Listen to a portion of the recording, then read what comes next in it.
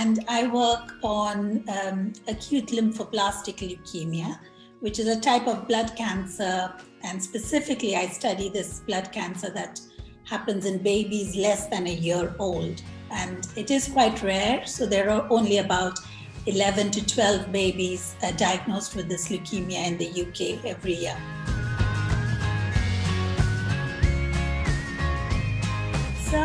Certain defects that are acquired in blood cells before birth are sufficient to cause a very aggressive leukemia, even without the second or third hit. And this is what happens in babies who are very young, less than a year old. We don't know the exact reason for this, but it may depend on the type of immature cell this leukemia is arising. So in our lab, we have been studying, which unique blood cells that are present before birth might be giving rise to this leukemia. So that has been quite a big focus of our research. And recently we have described immature blood cells that are only present before birth. So you don't see it in older children or in adults. So these cells might provide clues as to how this leukemia develops and what pathways go wrong to give rise to leukemia. So we are now working to see whether these pathways can be targeted to develop newer and more kinder treatments for these little babies. They have more toxicity, so the side effects of aggressive treatment that we give chemotherapy is more for these little babies.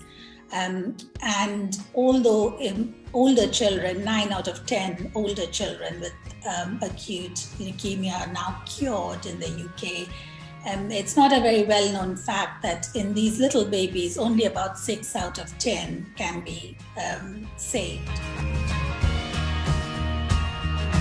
The rewarding thing definitely for me is to feel that we're making a difference in the lives of these children and families who are affected by the disease.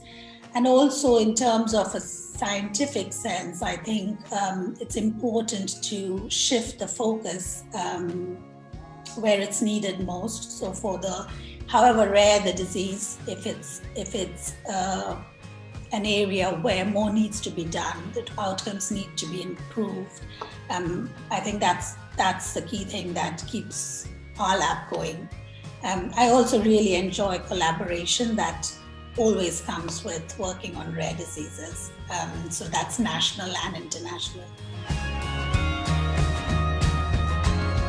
It would be to the children and families affected by rare diseases, my message would be to not feel alone or abandoned, because there are teams of clinicians and scientists working for you and with you.